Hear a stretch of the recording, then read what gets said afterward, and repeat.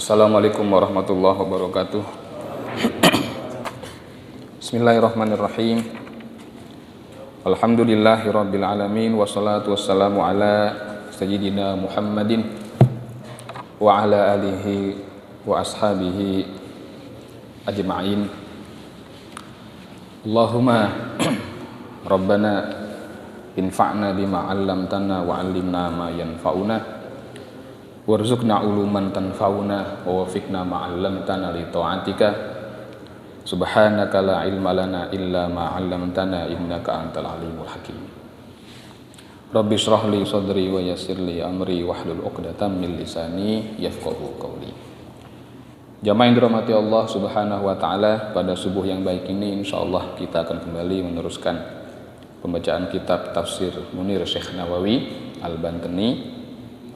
Mari sama-sama kita mulai membaca suratul Fatihah. Kita hadiahkan kepada musannif kitab ini, mudah-mudahan Allah memberikan kepada kita kemudahan di dalam memahami dan mengamalkannya, dan semoga apa yang beliau tulis senantiasa menambah kebaikan dan keutamaan beliau di dalam pandangan Allah Ta'ala.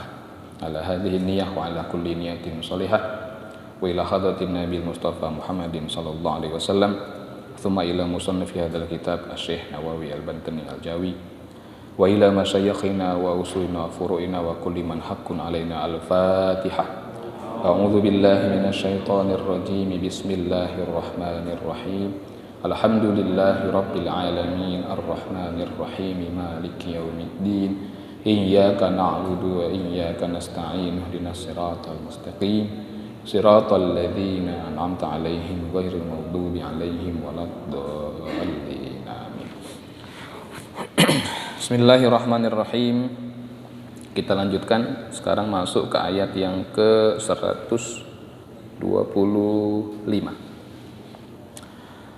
Qala al-musannif rahimahullahu ta'ala wa nafa'ana bihi wa 'ulumihi fid dharain amin. Wa qala Allah ta'ala wa idh ja'alna al-baita masabatan lin-nasi wa amna wattakhidhu min maqami Ibrahima musalla wa ahidna ila Ibrahima wa Ismaila an tahhira baitiya lit-ta'ifina wal-'akifina war-ruk'is sujud. Shadaqallahul adzim. Wa idh ja'alna, dan ingatlah tatkala kami menjadikan al-baita, bait ini yaitu Masjidil Haram, Ka'bah, Masjidil Haram, masabatan linnasi wa amna. Kami jadikan Al-Haram ini sebagai tempat berkumpulnya manusia, wa amna, dan sebagai sebuah tempat yang aman. Wattakhidhu min maqami Ibrahim musalla, maka ambillah atau jadikanlah oleh kalian daripada maqam Ibrahim itu musalla, sebagai tempat sujud, tempat salat. Wa ahidna ila Ibrahim wa Ismail,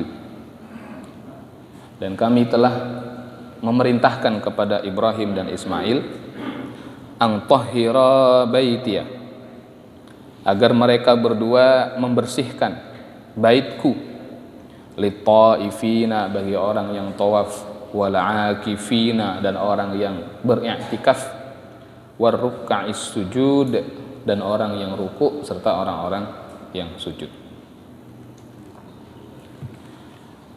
Wa idh qala Ibrahim rabbi ij'al hadza baladan amina, dan ingatlah tatkala Ibrahim berdoa, ya Allah, ya Rabbi, jadikanlah negeri ini sebagai negeri yang aman. Warzuq ahlahu minas samarat, dan berikanlah rizki kepada penduduk negeri ini daripada buah-buahan. Man amana minhum billahi wal yaumil akhir, siapa yang beriman di antara mereka kepada Allah dan hari akhir. Qala, Allah menjawab, wa man kafara fa umatti'uhu qalila, siapa yang kufur maka aku akan biarkan dia menikmati rizki dunia ini sebentar atau sedikit. Tsumma attarruhu ila adzabin nar. Kemudian aku akan memaksanya untuk tercampakkan ke dalam neraka, wa bi'sal masir. Dan neraka adalah seburuk-buruk tempat kembali. Shadaqallahul adzim. Jamaah yang dirahmati Allah Subhanahu wa taala, kita bahas dulu munasabatul ayah ya. Pada pertemuan yang lalu telah kita baca bahwasanya Allah Subhanahu wa taala berkehendak untuk menjadikan Nabi Ibrahim sebagai imam. Kemudian Nabi Ibrahim memohon agar keturunan beliau ya juga Allah jadikan sebagai orang-orang yang terkemuka. Dan Allah menjanjikan hal itu kecuali kepada orang-orang yang zalim.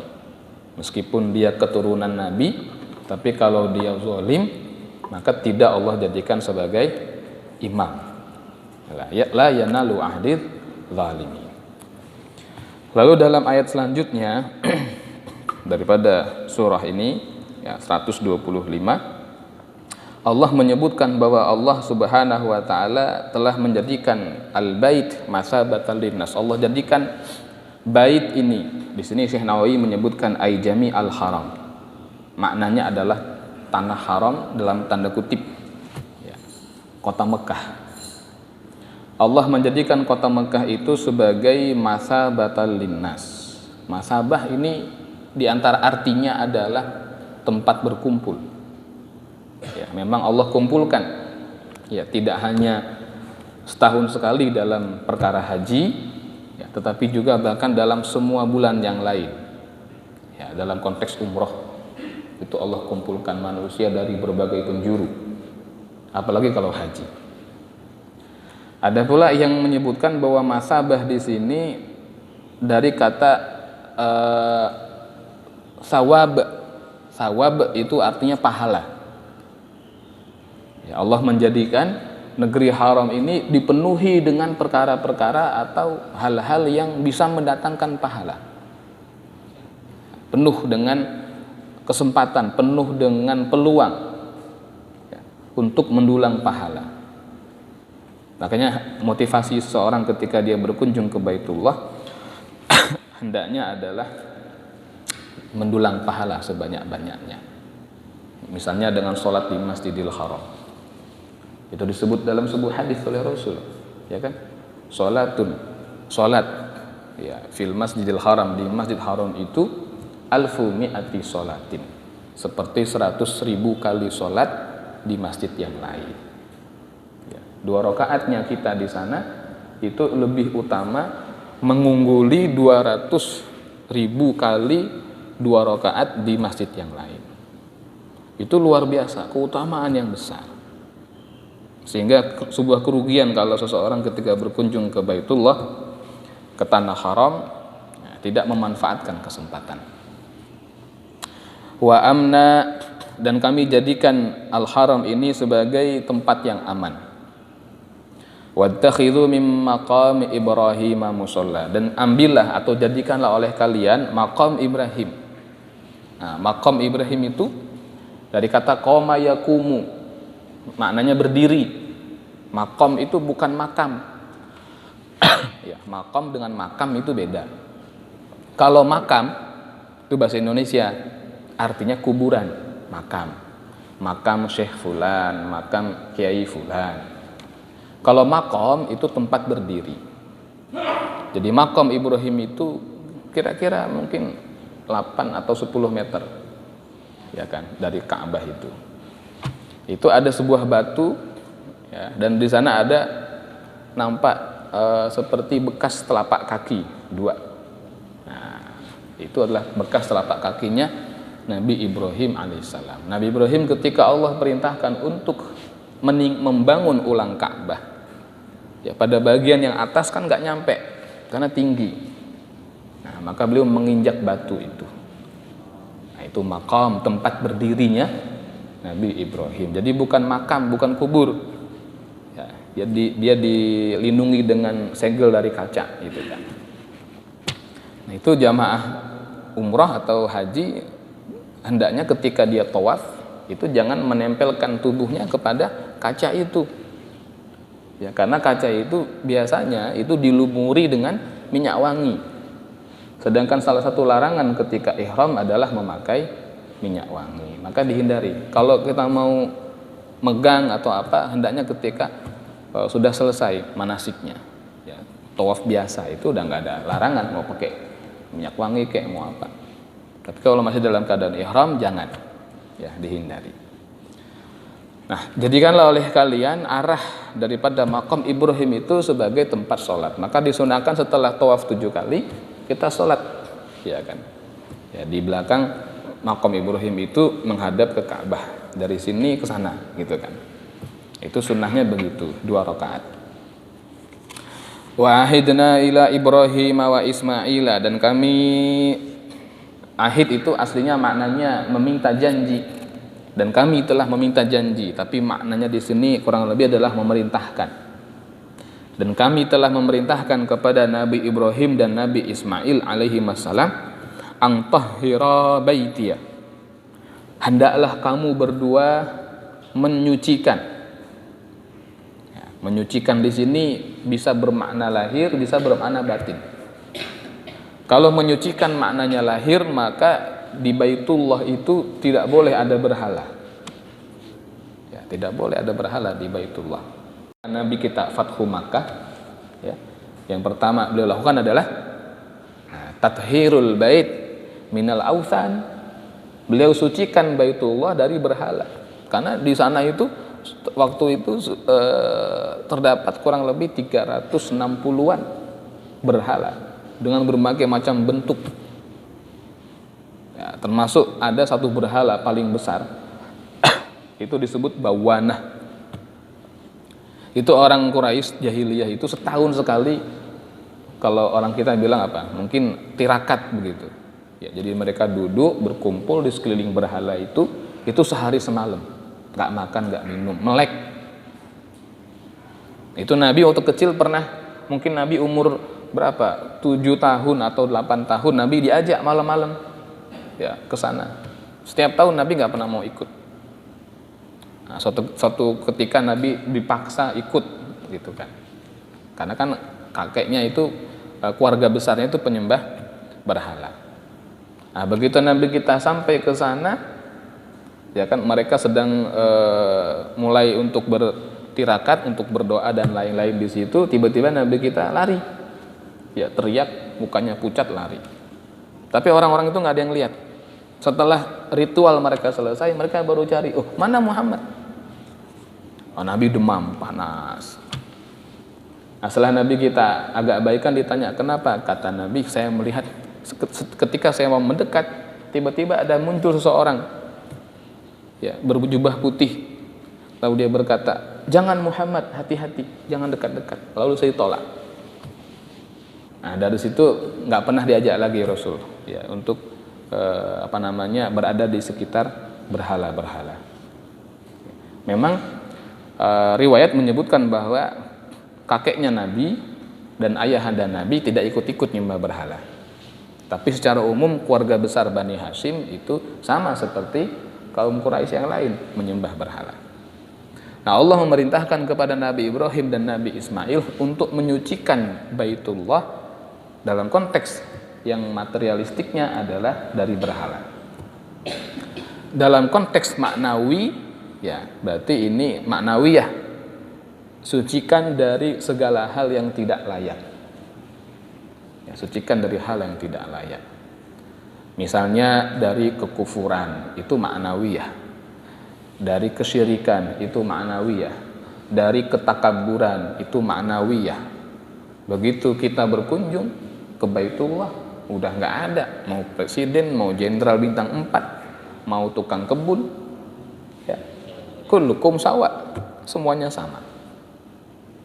Makanya ketika Fathu Makkah, yang Nabi suruh jadi muazin siapa? Bilal bin Rabah radhiyallahu anhu. Beliau naik ke atas Ka'bah biar orang Quraisy ngelihat, ini seorang lelaki hitam yang dulu adalah kamu perbudak, tetapi Islam memberikan kepadanya kesetaraan. Bahkan dia mendapat kemuliaan yang orang merdeka nggak dapat. Apa itu? Ditunjuk sebagai muadzin, naik ke atas Ka'bah. itu harus ditadhir. Ya.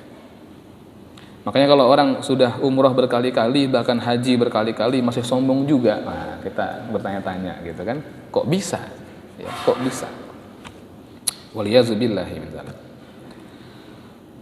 Wa qala ta'ala wa idh qala Ibrahim rabbi ij'al hadza baladan amina. Dan ingatlah tatkala Nabi Ibrahim berdoa, ya Rabb, ya Tuhanku, jadikanlah negeri ini sebagai negeri yang aman. Nah, Mekah ini Allah jadikan sebagai negeri yang aman. Yang aman pertama, bahkan pada masa jahiliyah itu ada semacam kebiasaan, jika masuk ke tanah suci, ya, ke negeri haram, terutama di bulan-bulan suci, di bulan-bulan haram, seorang yang membunuh ayahnya misalnya masuk ke negeri itu di bulan haram, maka nggak akan terganggu, ya, nggak akan ditangkap, nggak akan dibunuh. Nah, siapa yang masuk ke negeri ini dia aman. Faman dakhalahu kana amina. Aman. Aman yang kedua, bahwa secara maknawiyah di tanah haram itu tidak akan pernah muncul kesyirikan lagi selama-lamanya. Dalam bentuk apa? Penyembahan terhadap berhala-berhala. Itu Nabi sebut menjelang beliau wafat. Ya, setan itu sudah putus asa. Qad ya isa syaiton. Setan itu sudah putus asa untuk menjadikan orang-orang Arab di tanah haram kembali menyembah berhala seperti dulu. Yang ketiga, Allah jadikan Mekah itu tanah haram sebagai negeri yang aman, pengabulan doa Nabi Ibrahim, aman min dukhuli dajjal. Aman dari masuknya dajjal ke situ. Nah, itu kan ketika dajjal itu muncul, seluruh tempat akan dia masuki, nah, kecuali al-haramain, ya, Mekah dan Madinah. Itu aman dia dari dajjal. Allah letakkan malaikat-malaikat untuk menjaga Mekah dan Madinah dari segala penjuru. Dajjalnya tidak masuk, tapi fitnahnya masuk. Nah, ya, jadi dajjal ini fitnah terbesar. Zat dajjalnya, fisiknya tidak bisa masuk ke Mekah dan ke Madinah, tapi fitnahnya masuk. Sehingga di Mekah dan Madinah itu nanti akan tetap ada orang-orang yang menjadi pengikut dajjal. Disebut dalam sebuah hadis, ketika dajjal mau masuk ke Mekah, dia ditolak oleh malaikat, nggak bisa, maka dia kalau orang kita bilangnya mungkin berkemah begitu kan. Dia ambil tempat di luar kota Mekah, lalu dia injak bumi 3 kali. Satu kali injakannya membuat gempa yang luar biasa. Nah, gempa pertama dahsyat, gempa kedua berarti hentakan kakinya yang kedua lebih dahsyat, hentakan yang ketiga lebih dahsyat lagi. Nah, setelah itu berbondong-bondonglah orang keluar meninggalkan Mekah dan Madinah untuk bergabung dengan Dajjal dan para pengikutnya.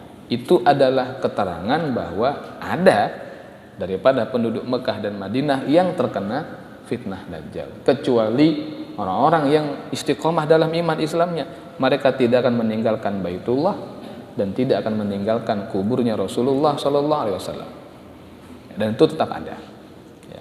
Wallahu a'lam. Wa qala warzuq ahlahu minas samarat. Dan ya Allah, berikanlah rizki kepada penduduk negeri haram ini minas samarat, daripada buah-buahan. Ya, itu sudah nampak, sudah qabul belum? Qabul. Luar biasa, kita lihat. Ya, buah apa yang enggak ada di Mekah? Kita nyari semangka di Mekah ada? Banyak. Semangka dari Pakistan itu Masya Allah, ya, kebunnya di Pakistan, buahnya sampai ke Mekah. Jeruk, ya, kebunnya di Cina sampai ke kota Mekah. Apel, timun suri, labu, ya, kalau kurma udah pastilah. Ya, nggak ada di sana misalnya perkebunan apel, tapi apelnya ada buahnya. Nggak ada perkebunan jeruk, jeruknya ada. Ini diantara pengabulan doanya Nabi Ibrahim. Berikanlah rizki kepada penduduk haram ini buah-buahan. Sementara di negara kita, ahlu Indonesia yang subur luar biasa ini, kadang-kadang nggak semua buah kita punya. Iya. Sedangkan di sana Allah hantarkan itu. Nah, itu doanya Nabi Ibrahim alaihissalam. Man amana minhum billahi wal yaumil akhir. Nah, yaitu orang-orang yang beriman di antara mereka kepada Allah dan kepada hari akhir. Maksudnya Nabi Ibrahim ingin mengkhususkan yang dikasih rizki, diberikan rasa aman, dilimpahkan buah-buahan, itu yang beriman aja. Yang kafir nggak usah, begitu kira-kira.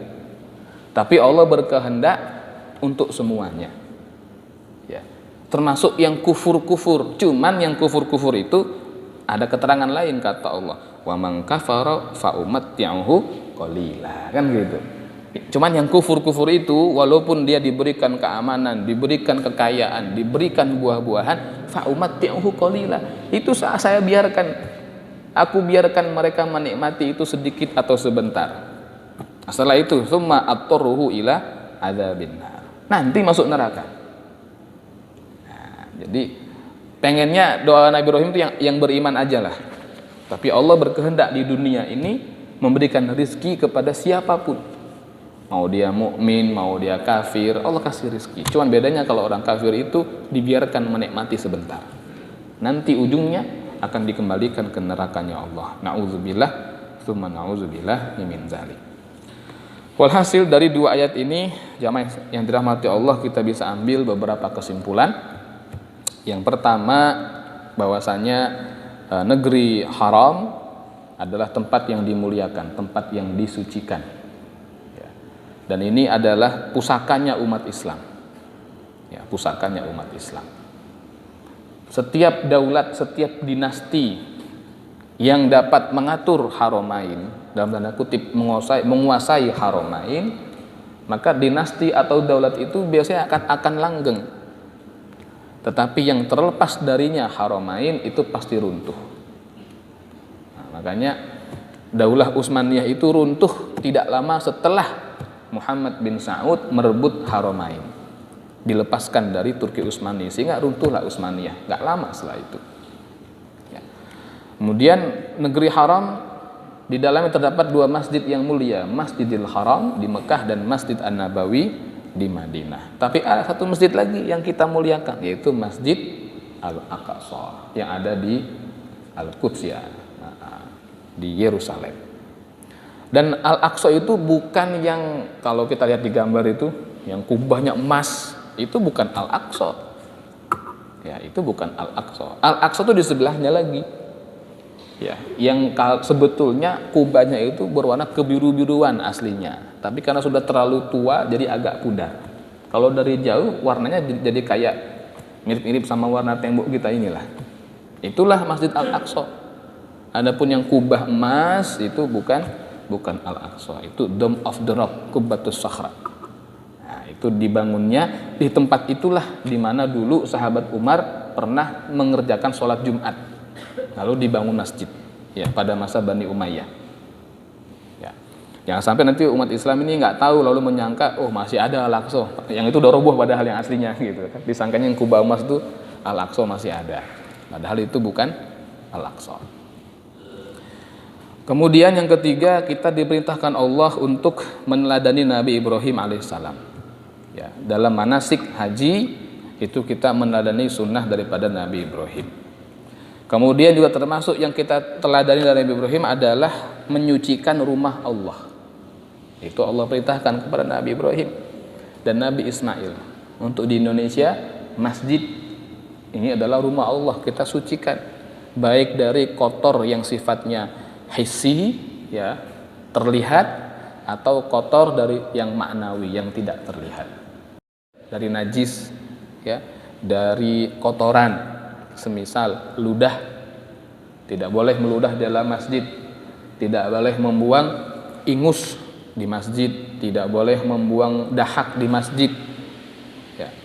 Tidak boleh, termasuk mengotori masjid adalah kalau ada orang mau sholat atau dalam keadaan sholat lalu ada biji cabai keluar nih, terus dia nah gitu kan, mental, itu nggak boleh mengotori masjid. Apalagi buang sampah dan lain-lain. Jadi kalau ada acara-acara maulid, atau apa kan, dapat aqua gelas, dapat ini, itu masing-masing tanggung jawab aja. Jangan ngandelin DKM, ntar ada yang beresin lah, jangan. Kalau kita itu bekas minum kita, bawa, buang ke tong sampah di luar. Jangan mengotori masjid dari kotoran-kotoran yang terlihat. Begitu pula jangan kotori masjid dari kotoran yang tidak terlihat. Misalnya masjid dikotori dengan faham-faham yang menyimpang, ya Syiah masuk, jangan. Ya Khawarij masuk, jangan, itu kotor. Ya, atau dengan makar-makar, ya untuk kemudorotan. Ya, makar untuk kemudorotan, rapat di masjid tetapi untuk mudarat. Bagaimana kita mengkudeta Pak RW ini? Wah, misalnya gitu kan, iya. Kenapa dikudeta? Wah, saya nggak senang sama dia, misalnya gitu kan. Di masjid rapatnya, la ilaha illallah. Ini jadi masjid diror lama-lama. Seperti masjidnya Abdullah bin Ubay bin Salul, dibakar oleh Rasulullah Sallallahu Alaihi Wasallam. Waliyazubillah. Maka DKM dan jamaah, terutama DKM tugasnya berat, memastikan masjid ini terjaga dari yang kotor, baik zahir maupun batin. Ya. Jadi kalau DKM nanti bisa seleksi nih ustadznya, penceramahnya, ya, yang kira-kira wah ini Syiah ini, jangan dikasih mic. Wah ini Khawarij, jangan dikasih mic. Ya kasihan jamaahnya, ya dapat oleh-oleh nanti jamaahnya. Waliyadzubillahi min dzalik. Nah, kemudian yang terakhir yang bisa kita ambil hikmah daripada dua ayat ini adalah Nabi Ibrahim mendoakan negeri haram. Karena Nabi Ibrahim menitipkan istrinya dan putranya ke negeri itu. Nah, kita selaku yang tinggal di negeri ini, maka siyokianya kita lahir di sini, anak kita lahir di sini, istri kita lahir di sini, cucu kita lahir di sini. Siyokianya kita mendoakan negeri ini. Jadikanlah ya Allah negeri kami Indonesia sebagai negeri yang aman. Ingat, nikmat aman tuh nikmat yang tertinggi setelah iman. Ya, ada iman, ada aman. Itu masih terkait. Nikmat tertinggi setelah iman adalah aman. Oh, nikmat sehat Ustaz. Sehat penting, tapi kalau sehat nggak aman negerinya. Bisa kita ngaji, bisa kita sholat. Ada yang mau sholat dibom, ada maulid dibom. Musibah. Nah, maka negeri yang aman ini kita syukuri, kita jaga, ya, dan kita doakan. Ya. Nah, sering kita berdoa, Allahumma ja'al baldatan hadhi Indonesia baldatan aminatan mutmainnah. Ya kan? Wahmi ahlaha wahfadha, kan gitu. Nah, ya Allah, jadikanlah negeri kami Indonesia negeri yang aman, negeri yang tenang, jagalah penduduknya, jagalah negerinya. Ya syukur-syukur baldatun thayyibatun Rabbun ghafur. Syukur-syukur begitu. Ya, jadi didoakan dalam sholat-sholat kita, dalam doa-doa kita, jangan lupa doakan negeri ini. Semoga Allah jaga ya negeri kita ini. Amin ya rabbal alamin. Saya kira itu dua ayat 125 126. Ya, sampai sini kalau ada yang mau tanyakan saya persilakan. Saya kira itu cukup ya. Semoga ada manfaatnya. Kafaratul majlis. Subhanaka Allahumma wa bihamdika asyhadu an la ilaha illa anta astaghfiruka wa atubu ilaik. Allahumma shalli ala sayyidina Muhammad wa ala ali sayyidina Muhammad. Assalamualaikum warahmatullahi wabarakatuh.